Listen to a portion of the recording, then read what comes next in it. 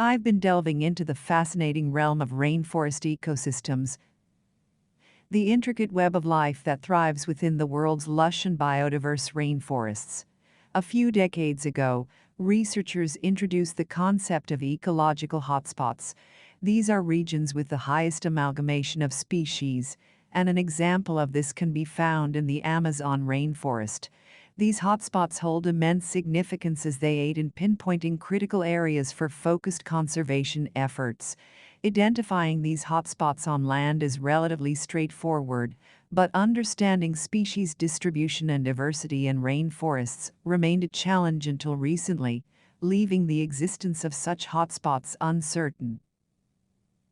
Then, in 2005, a visionary ecologist named Maria Gonzalez conducted a study using data from various sources within rainforest ecosystems. Gonzalez identified 5 hotspots for rare arboreal species like tree-dwelling primates and analyzed their commonalities. While it was expected that these areas would exhibit exceptional vegetation density, surprisingly, only 4 of them displayed such traits. The remaining hotspot was comparatively deficient in that aspect. However, a consistent pattern emerged. These hotspots all exhibited rich soil nutrients and consistent rainfall, even though some were cooler at higher altitudes. This seemed to contribute significantly to sustaining a diverse array of these unique species. Nevertheless, these factors alone were insufficient.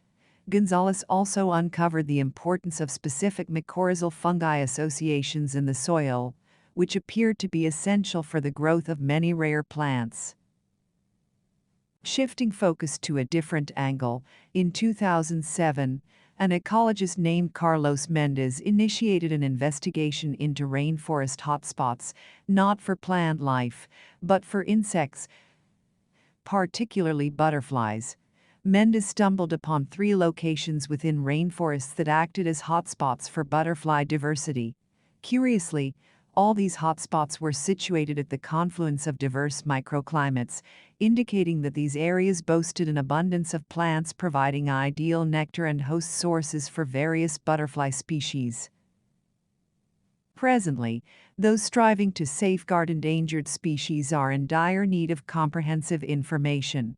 For instance, the Rainforest Biodiversity Inventory, an international endeavor, is systematically documenting rainforest zones across the globe, including the Amazon basin. Astonishing discoveries have been made, such as identifying previously unknown species living within the canopy's uppermost layers. Some of these species exhibit remarkable adaptations to life at varying altitudes. Moreover, research teams have stumbled upon a multitude of species congregating near freshwater sources, particularly waterfalls, enticed by the enhanced nutrients and humidity. Despite these advancements, ecologists still grapple with gauging the precise threat levels each species faces. To address this, the Global Rainforest Species Assessment has initiated a process of cataloging endangered species on a larger scale.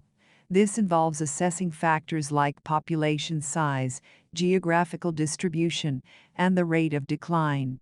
Though complex for mobile species like birds, diligent data collection aids in constructing distribution maps. This undertaking aims to determine both prevalent species locations and areas where they are most vulnerable.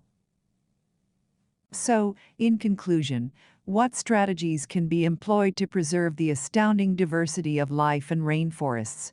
Firstly, there's an urgency to establish more protected reserves within rainforest landscapes. While some exist, their numbers are inadequate.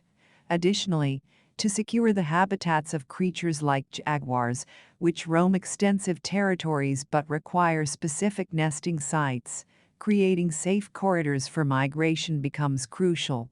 Furthermore, efforts must be directed towards sustainable logging practices to counter the threat of deforestation. Lastly, the issue of habitat fragmentation requires attention. This refers to the breaking up of continuous rainforest stretches due to human activities. By developing strategies to reconnect these fragments, we can facilitate species movement and genetic diversity.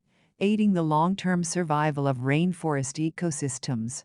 And so, I open the floor for any thoughts or insights on this pressing matter.